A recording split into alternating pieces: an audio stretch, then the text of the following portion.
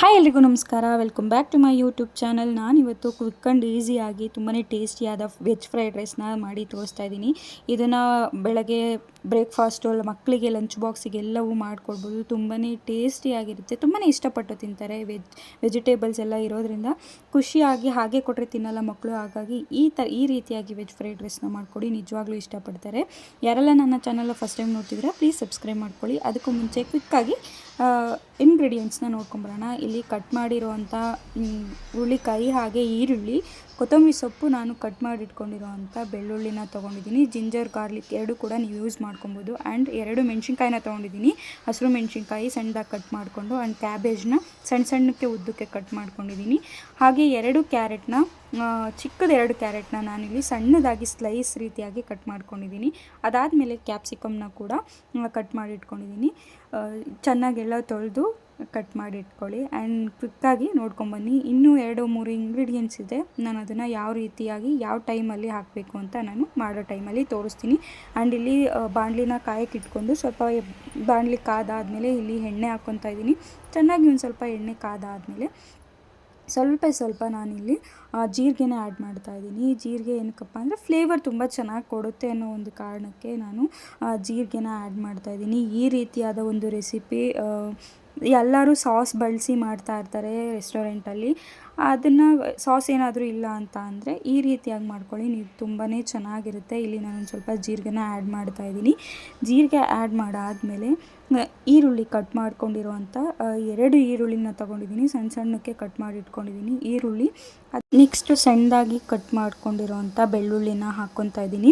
ಶುಂಠಿ ಬೆಳ್ಳುಳ್ಳಿ ಪೇಸ್ಟ್ ಕೂಡ ನೀವು ಹಾಕ್ಕೊಬೋದು, ಆದರೆ ನಾನಿಲ್ಲಿ ಶುಂಠಿ ಇರಲಿಲ್ಲ, ಹಾಗಾಗಿ ಬರೀ ಬೆಳ್ಳುಳ್ಳಿನ ಸಣ್ಣದಾಗಿ ಕಟ್ ಮಾಡಿಟ್ಟು ಹಾಕ್ಕೊಂಡಿದ್ದೀನಿ. ಇದು ಸ್ವಲ್ಪ ಹಸಿ ವಾಸನೆ ಹೋಗೋವರೆಗೂ ವೆಯ್ಟ್ ಮಾಡಿ ಸ್ವಲ್ಪ ಫ್ರೈ ಮಾಡ್ಕೊಳ್ಳಿ. ಜಾಸ್ತಿ ಮಾಡಿ 1 ನಿಮಿಷ ಅಷ್ಟು ಫ್ರೈ ಮಾಡಿಕೊಂಡ್ರೆ ಸಾಕಾಗುತ್ತೆ ಹಸಿ ವಾಸನೆ ಹೋಗೋಷ್ಟರಲ್ಲಿ.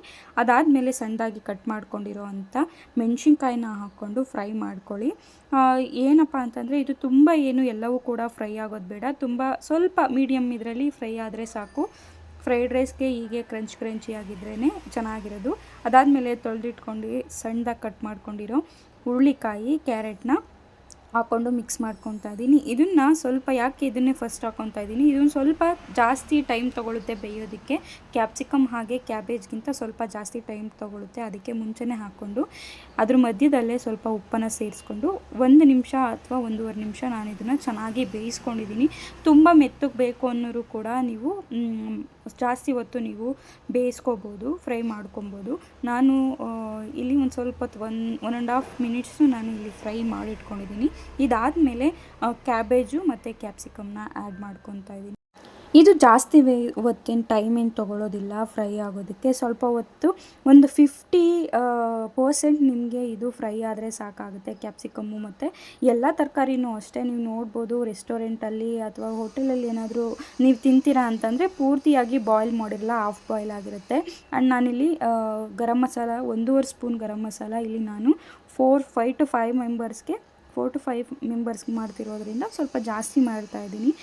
ಇದಕ್ಕೆ 1.5 ಸ್ಪೂನು ಗರಂ ಮಸಾಲ ಹಾಕಿದ್ದೀನಿ. ಬೇಕಾದರೆ ನೀವು ಚಿಲ್ಲಿ ಪೌಡರ್ ಕೂಡ ನೀವು ಆ್ಯಡ್ ಮಾಡ್ಕೊಬೋದು, ಯಾಕಂದರೆ ನಾನು ಮೆಣಸಿನ್ಕಾಯಿ ಹಾಕಿರೋದ್ರಿಂದ ಚಿಲ್ಲಿ ಪೌಡರ್ ಹಾಕಿಲ್ಲ. ಹಾಗಾಗಿ ಇದೆಲ್ಲವೂ ಕೂಡ ಚೆನ್ನಾಗಿ ಮಿಕ್ಸ್ ಮಾಡಿಕೊಂಡು ಲಾಸ್ಟಲ್ಲಿ ನೀವು ಚೆನ್ನಾಗಿ ಇದೊಂದು ಸ್ವಲ್ಪ ಫ್ರೈ ಆದಮೇಲೆ 1 ನಿಮಿಷ ಅಷ್ಟು ಬಿಡಿ. ಅದಾದಮೇಲೆ ನೀವು ಅನ್ನನ ಹಾಕ್ಕೊಳ್ಳಿ. ಅನ್ನ ಮಾಡಿಟ್ಬಿಟ್ಟು ಒಂದು ಸ್ವಲ್ಪ ಆರೋದಕ್ಕೆ ಅಂತ ಬಿಡಿ, ಅದು ಉದ್ರುದ್ರಾಗಿ ಹಾಕ್ಬೋದು. ನಾನಿಲ್ಲಿ ಯಾವುದೇ ರೀತಿ ಬಾಸ್ಮತಿ ರೈಸು ಬೇರೆ ಯಾವುದೂ ಯೂಸ್ ಮಾಡ್ತಾಯಿಲ್ಲ, ಸೋನಾ ಮಸೂರಿ ಅಕ್ಕಿನೇ ಅನ್ನ ಮಾಡಿಟ್ಕೊಂಡು ಹಾಕ್ಕೊತಾ ಇದ್ದೀನಿ.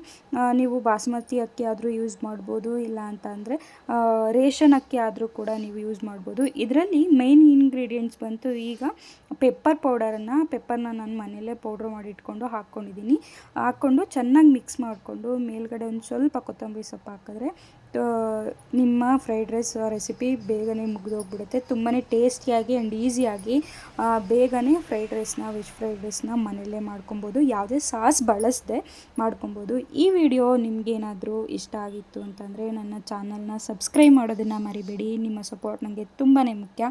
ಸಬ್ಸ್ಕ್ರೈಬ್ ಮಾಡಿ, ಪಕ್ಕದಲ್ಲಿರೋ ಬೆಲ್ ಐಕನ್ನ ಕ್ಲಿಕ್ ಮಾಡಿ. ನಾನು ಏನೇ ವೀಡಿಯೋಸ್ ಮಾಡಿದ್ರೂ ನಿಮಗೆ ನೋಟಿಫಿಕೇಷನ್ ಬರುತ್ತೆ.